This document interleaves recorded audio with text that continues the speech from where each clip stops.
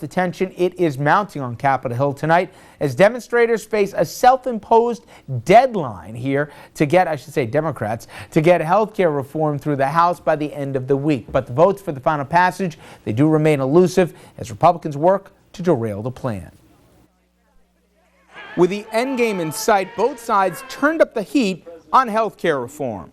This week there will be a final vote on health care. There will be an up or down vote. A bitter battle played out on the airwaves. Tell Congress, stop this health care bill we can't afford to pay. Tell Congress to listen to us, not the insurance companies.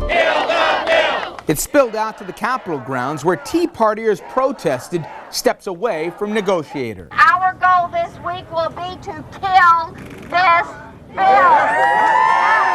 But ground zero was Capitol Hill. This comes down to, are we going to continue to allow the insurance companies to own the turf of America? Speaker Pelosi says she might avoid voting on a Senate bill many dislike by simply deeming the original Senate bill passed as they vote only on the more popular changes to that bill. That's prompting a barrage of fiery Republican rhetoric. Nancy Pelosi is trying to come up with an immaculate conception. This is just part of the March Madness that we're seeing here in Congress. It will go down as one of the most extraordinary legislative sleights of hand in history. It all comes down to whether Democratic leaders can find 216 of their colleagues to vote yes.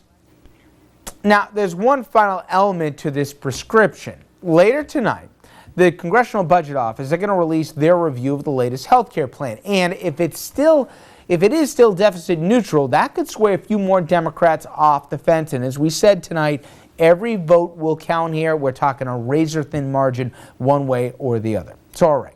Let's break down the math on this healthcare showdown. I'll admit it's real complicated, but bear with me. As we said, Nancy Pelosi, she needs at least 216 Democrats to vote yes in order to pass the reform bill. That's because every single Republican in the House has already promised to vote completely no across the board. The challenge, convincing at least 17 of the Democrats who voted against the original bill last year to change their minds. That includes liberals like Ohio Congressman Dennis Kucinich, who likes to just be difficult, who's outraged over the lack of public insurance that's in the option before them.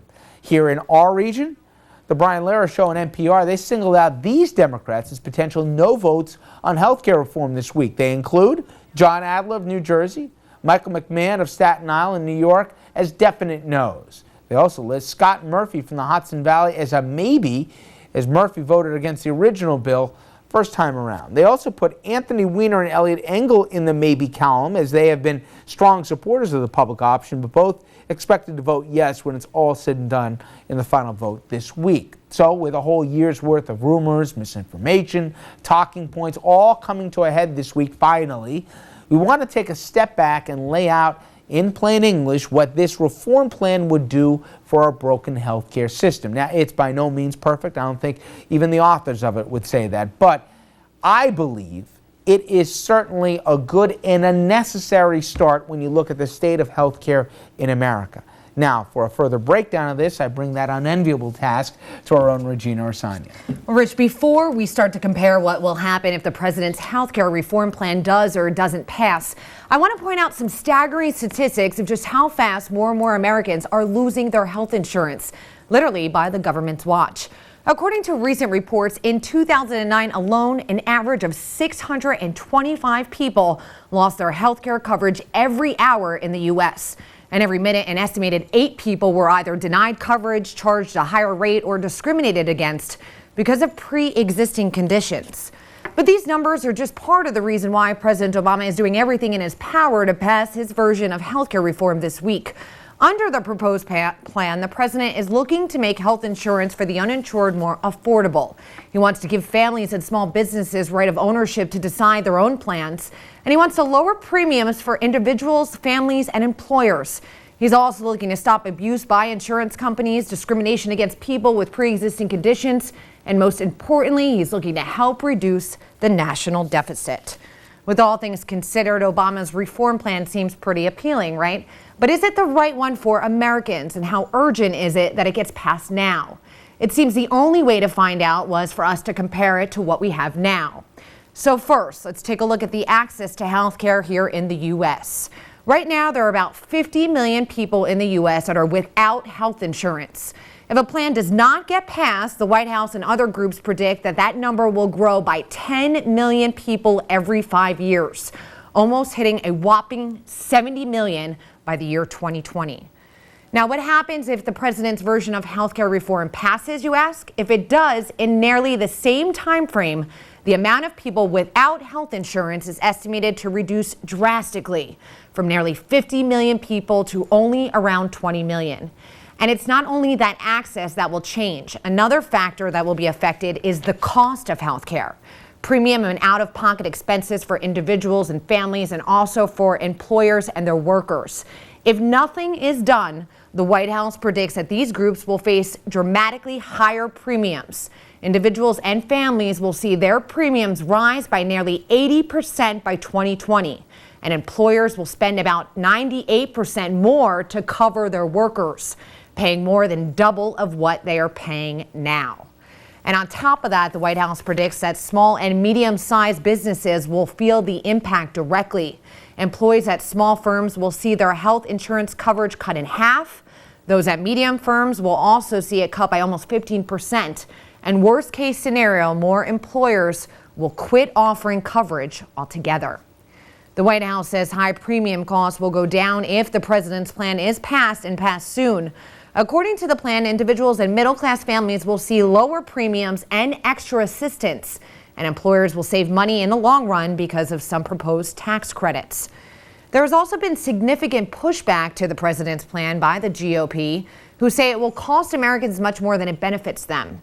According to the Right of Center Heritage Foundation, not only will the president's plan increase healthcare spending by more than $200 billion over the next 10 years, but it will also impose taxes on the middle class, cause premiums to go up, and most importantly, add to the federal deficit. But what do Americans think about this? After a year's worth of misinformation and scare tactics, many are left confused about just what this reform bill will do. As a result, the public is now split on the very same question we're asking you at home, with 48% saying they want their lawmakers to vote against this health care reform bill, and also nearly 45% saying they should vote for it.